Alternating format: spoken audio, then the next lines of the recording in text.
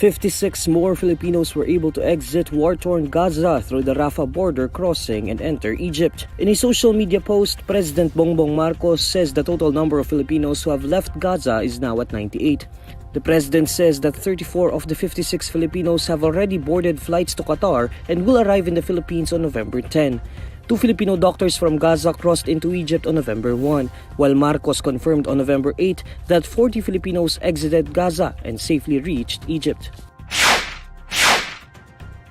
The Senate withdrew the plenary approval of the Philippine Statistics Authority's budget for 2024 for allegedly granting foreigners birth certificates, allowing them to acquire Philippine passports. Senator Bato de la Rosa initially raised the issue during the Chamber's deliberation on the proposed 2024 national budget Thursday evening.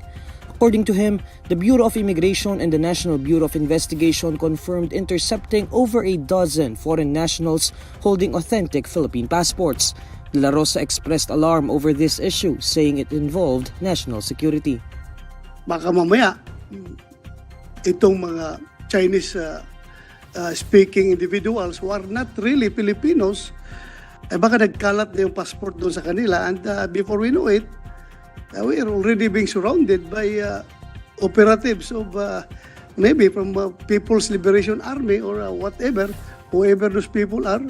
And talagang delikado yung sitwasyon natin kapag ito'y mapababayaan.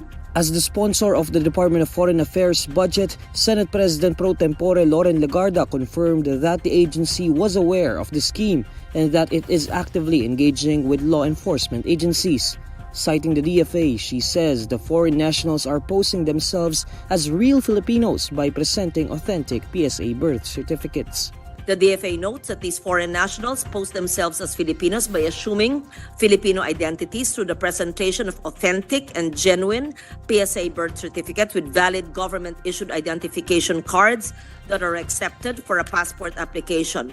With this revelation, Senate Majority Leader Joel Villanueva moved to reconsider the approval of PSA's budget. I would like to move to reconsider the submission of budget of the Philippine Statistical Authority and direct the LBRMO to issue the necessary notice and inform the body of the schedule of the PSA's budget discussion. So move, Mr. President. There being no objection to the motion approved. Thank you, Mr. President. PSA's budget was earlier approved on the first day of Senate plenary deliberations held Wednesday.